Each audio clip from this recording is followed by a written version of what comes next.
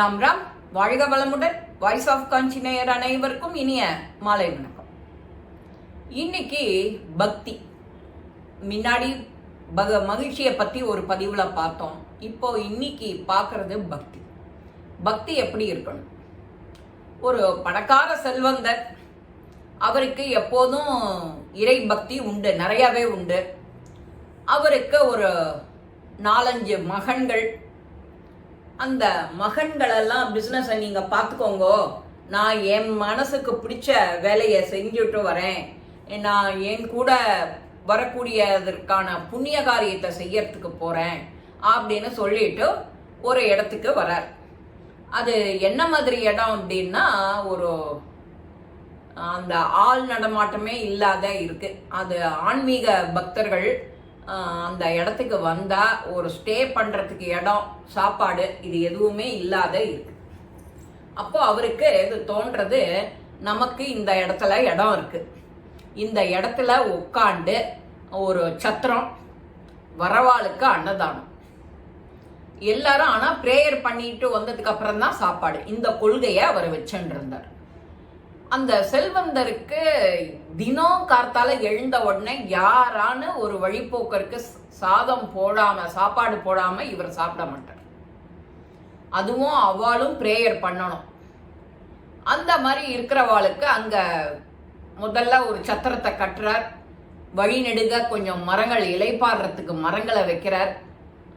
உணவு இருந்ததுக்குன்னு நிறைய ஒரு கூடம், சமயக்காரா, சாமான் செட்டு எல்லாத்தையும் வாங்கி போடுறார். தன்னோட பங்குலேருந்து எடுத்துன்னு வந்த ஒரு மூட்டை அப்படியே பணம் வீட்டில் சொல்லிட்டு தானே வந்தார் பசங்க கிட்ட, இது என்னோட புண்ணிய காரியத்துக்காக செலவு பண்ண போறேன், யாரும் கேள்வி கேட்கக்கூடாது, நீங்க வியாபாரத்தை ஒழுங்கா பாருங்க அப்படி வந்து ஆரம்பிக்கிறார். முதல்ல சத்திரத்தை கட்டுறார். இடமோ இவரோட இடம், யாரையும் பர்மிஷன் கேட்கணும்னு அவசியம் கிடையாது. சத்திரத்தை கட்டுறார், சமையல் கூடத்தை அமைக்கிறார், மரம் செடி, அந்த இடமே அவ்வளவு அழகா ரம்யமா இருக்கிற மாதிரி பார்க்கிறார்.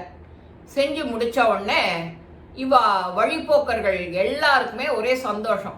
இத்தனை நாள் இங்க அத்வான காடா இருந்தது, ஒரு ரெஸ்ட் எடுக்கிறதுக்கு கூட நிழல் இல்லாத இருந்த இடம் நன்னா ஆயிடுத்தே அப்படிங்கிற எண்ணம் எல்லாருக்கும். நேர வருவா, அந்த சத்திரத்துக்கு வருவா, தங்குவா, இலைப்பாருவா, தன்னை ரிஃப்ரெஷ் பண்ணிப்பா, நல்ல ஆகாரம் சாப்பிடுவா. மகிழ்ச்சியா போயின்னு இருந்தது அந்த இடம். அப்புறம் அவ அத்தனை பேரும் பக்தியும் இருக்கா இல்லையா, பக்தியோட அவ பிரேயர் பண்ணணுங்க.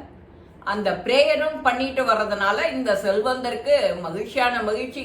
நம்ம எப்பேற்பட்ட காரியம் பண்றோம், நம்ம பக்தியை வளர்க்குறோம், அவளோட வயிற்றுக்கு நல்ல ஆகாரம் பண்றோம், கஷ்டப்பட்டு நடந்து பிரயாணம் பண்ணி வரவாளுக்கு நாம இது கொடுக்குறோம், ஆகாரம் கொடுக்குறோம் அப்படின்னு அவருக்கு பரம திருப்தி ஆயிடுது. ஒரு நாளைக்கு யாருமே வரல, அந்த வழிபோக்கர்கள் யாருமே வரல அவர் இருக்கிற இடத்துல. நைட்டு அன்னைக்கு அதனால அவர் சாப்பிடவே இல்லை, தூங்கிடுறார். அதுக்கு அடுத்த நாளும் எழுந்துக்கிறார். ஒரே ஒரு வழிபோக்கன் வரும். ஒரே ஒரு வழிபோக்கன் வந்துட்டு ஆகான்னு இவருக்கு சந்தோஷம் ஆறுது. வாப்பா வாப்பான்னு அவனை உபச்சாரம் பண்ணி, அவனை பார்த்தாலே ரொம்ப கலப்பா இருக்கு, அவன் பிரேயர் கேர்லாம் உட்காந்துக்க மாட்டான். நாமளா இருந்தா சரி வா சாப்பாடுன்னு போடுவோம். இவர் தான் ஸ்ட்ரிக்ட் ஆசாமியாச்சே, பிரேயர் பண்ணதுக்கு அப்புறம் தான் சாப்பாடுன்னு, பக்தி பண்ணு, பிரேயர் பண்ணிட்டு வா அப்படிங்கிறார். அவன் எனக்கு அதுலலாம் நம்பிக்கையும் கிடையாது, எனக்கு இன்ட்ரெஸ்டும் கிடையாது அப்படிங்கிறான்.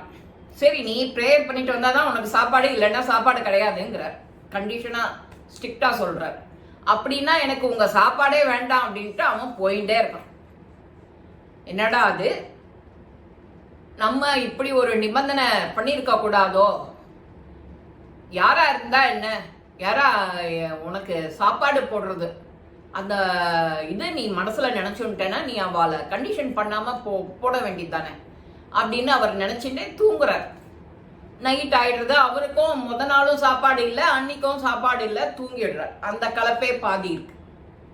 தூங்கின உடனே இவரோட கனவுல இறைவன் சுவாமி வரார். அப்பா நீ நல்ல காரியங்கள்லாம் பண்ணிட்டு இருக்க, ஆனா இந்த நீ இறை பிரேயர் பண்ணாதான், இறைவனை தொழுதாதான் நீ அவளுக்கு சாப்பாடு போடுவேங்கிறது தப்பு இல்லையா? பக்தி மார்க்கம் பண்ணணும், ஆனா அது புரியாதவனுக்கு நீ அவனுக்கு அதை பண்ணினாதான் நான் தருவேங்கிறது நீ சொல்றது தப்பு இல்லையா? நான் என்ன பண்றேன், என்ன நம்புறவன் நம்பாதவன், கோவிலுக்கு போறவன் போகாதவன், என்னை பத்தி நிந்திக்கிறவன் திட்டுறவன் யாரா இருந்தாலும் நான் படைச்சுட்டேன், எல்லாருக்கும் சாப்பாடு கொடுக்குறேன். அந்த மாதிரி வேலை தானே நீயும் பண்ணணும். நீயா எனக்கு ஒரு புது இலக்கணத்தை பண்ற, பக்தி பண்ணினவாளுக்கு மட்டும்தான் சாப்பாடுன்னு? அது தப்பு. ஒன்னால அவன் சாப்பிடாத முடியாதத்தோட போயின்னு இருக்கான். நான் அந்த மாதிரி எல்லாம் எல்லாரையும் பாகுபாடு பிரிச்சு நான் பார்த்திருந்தேன்னா எல்லாரும் இங்க உலகத்துல எத்தனை பேர் வாழ முடியும் அப்படின்னு இறைவன் அவர்கிட்ட கனவுல வந்து சொல்றாரு. இவர் திடுக்குன்னு எழுந்துக்கிறார். ஆமா, கடவுள் சொல்றது ரைட் தான். அவனுக்கு கடவுளுக்கு கீழே எத்தனை கோடி ஜனங்கள் ஒத்தொத்தரையும் அவன் நேர் பார்வை பார்க்கறான். ஒருத்தருக்கு நேர போய் இதுவும் முடியலன்னா தெய்வம் மனுஷ ரூபேன யார் மூலமாவான்னு வரும். அதனாலதான் நல்ல எண்ணத்தை வளர்த்துக்கோ, நல்லதை செய், நல்லதை பாரு அப்படின்னு வீட்டுல எல்லாரும் சொல்றது. அதனால அவன் கடவுள் சொல்றது ரைட்டு அப்படின்னு எனக்கு நல்ல பாடத்தை புகட்டினேல் அப்படின்னு சொல்லிட்டு நன்றியை சொல்லிட்டு அவன் அன்னைக்கு யார் வந்தாலும் கூப்பிட்டு சாபம் போட ஆரம்பிச்சிட்டான். இதுதான் நம்ம பக்தி பண்ணணும்னு சொல்லிட்டு இருக்கோம். பக்திக்கு முன்னாடி வயிற்று பசி இல்லாம இருந்தாதான் உனக்கு பக்தியில உன் மனசு போகும். ஏதோ 2 நாமா சொல்றதுக்கு கூட எனர்ஜி வேணும் இல்லையா? அந்த எனர்ஜி இல்லாம இருந்தாக்கா எப்படி இருக்கும்? அவர் இறைவன் சொல்றது கரெக்ட் அப்படின்னு சொல்லிட்டு அந்த இதுல இருந்து அந்த செல்வந்தர் மனசு மாறி தன்னோட இத மாத்திக்கிறார். யார் வந்தாலும் சாப்பாடு, அந்த அண்ணன் கூட வழிஞ்சுட்டே இருக்கும், அன்னம் போட்டுட்டே இருப்பா. அப்பேற்பட்ட செல்வந்தர் நம்மள யாரான ஒருத்தர் இந்த மாதிரி இருந்துட்டே இருக்கணும். அப்பதான் நாடு நன்னா இருக்கும், வீடு நன்னா இருக்கும், ஒரு மழையான பருவத்துல தப்பாம பெய்யும், நம்ம வறட்சி இல்லாத இருக்கும், வெயில் போட்டு தாக்குன்னு தாக்காம இருக்கும். நாம எது பண்ணணும்னாலும் நம்ம பெரியவா, நம்ம அம்மா அப்பா பாட்டி, நீ கண் திறந்து பார்க்கும்போது பாட்டி என்ன பண்ணிருப்பா, அம்மா என்ன பண்ணிருப்பா, அதையே நீ செஞ்சாக்கவே போறோம். வேற யாருக்கிட்டையும் நீ போய் இதை பாடம் படிக்கணுங்கிற அவசியமே கிடையாது. இதுக்கு குரு வேணும், ஞானம் வேணும், இது பண்ணணும். அவ என்ன உன் குடும்பத்துல என்ன செஞ்சுன்னு வந்தாலும் அதுக்கு வசதி குறைவா நீயும் இருக்க போறது இல்லை.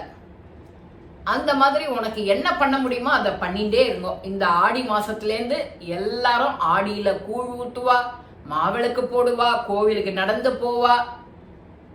அதுவும் வெள்ளிக்கிழமைன்னா ஒண்ணு, செவ்வாய்க்கிழமைன்னா ஒண்ணு, பண்டிகைகள் வரிசையா ஆரம்பிச்சிடும்.